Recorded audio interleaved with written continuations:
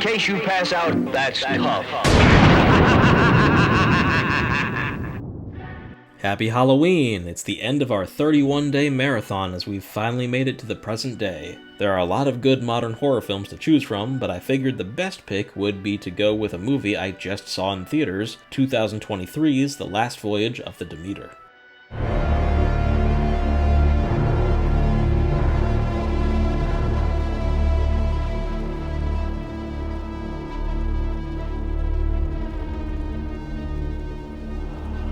I just saw The Last Voyage of the Demeter, and honestly, I liked it so much I figured I would skip doing a normal first impressions review and just save it for the last day of this marathon instead. Since it's so recent, I'll keep it spoiler-free. This movie is very interesting in that it's based on a single chapter from the Dracula novel. Those who have seen other Dracula films may remember Dracula hiding away on a boat to get himself to London. When the boat reaches the shore, the crew is dead, no survivors. That's what this movie is all about. The Last Voyage of the Demeter is a pretty simple concept on paper. It's a vampire on a boat.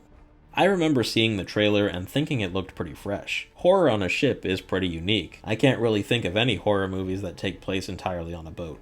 Sadly, the marketing for this film seemed very poor and it ended up being a huge box office flop. However, just because it didn't make a lot of money doesn't mean it's bad. I feel it's still worth checking out and I really liked a lot about this movie. I thought the characters were interesting, good acting too. The film is presented as both a horror film and a tragedy with plenty of dramatic heartbreaking moments that make you care about the characters as they get killed off by Dracula. The Last Voyage of the Demeter is a well-made film too. I found myself impressed with the cinematography and lighting. There were a lot of beautiful shots during the day, and the scenes at night were very effective and made Dracula appear to be a very serious threat.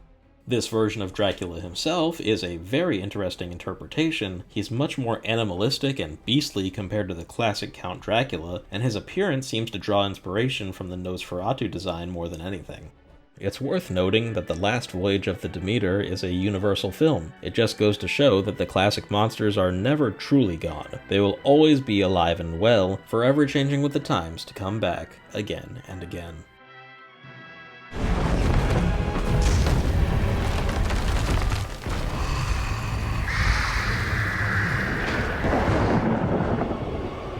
And so ends our journey through horror movie history. 31 days and 31 movies. Thank you so much to those that watched and stuck around for this full October marathon. I've always wanted to do this since watching Cinemassacre's first Monster Madness way back in 2007. We've gone from 1922 to 2023, making 101 years of horror.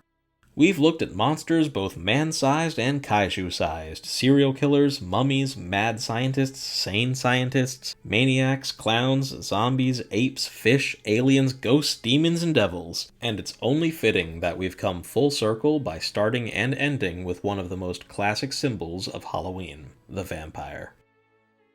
It wasn't easy to pick what to end on. There are a lot of great modern horror films, and it seems we've been in somewhat of a horror renaissance lately. Movies like Midsommar and The Lighthouse have brought an artistic touch, and popular movies like the Conjuring universe keep the genre in the public eye. Several classics like Halloween, It, Evil Dead, Candyman, and Saw have all had revivals, and schlocky, cheesy B-movies are still coming out too, like Winnie the Pooh, Blood and Honey, and the Five Nights at Freddy's movie. Whatever the mood you're in, there is no shortage of options.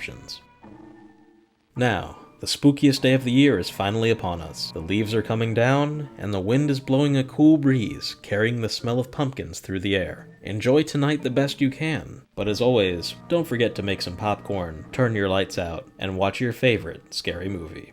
Happy Halloween.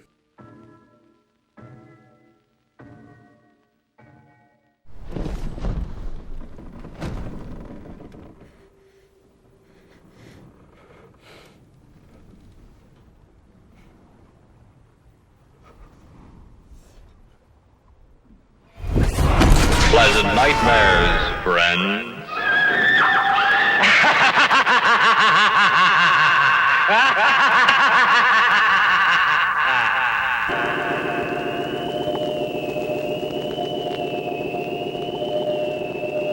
Good midnight to you.